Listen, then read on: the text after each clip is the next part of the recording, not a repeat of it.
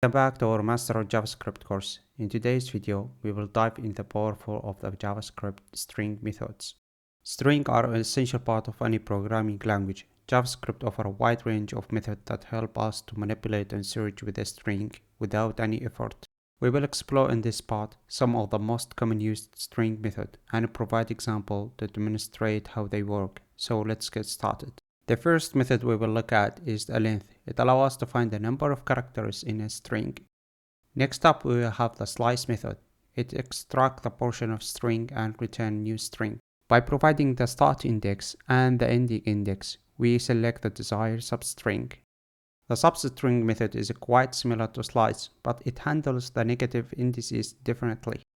Now we have the substr method is similar to slice. It extracts a substring from a specific index and extends it for a specific length. The replace method searches for a specific value or regular expression in a string and replaces it with a new value. By default, it replaces only the first case. Similar to replace, the replace all method replaces all the occurrences for a specific value or regular expression. These methods allow us to convert a string either uppercase or lowercase.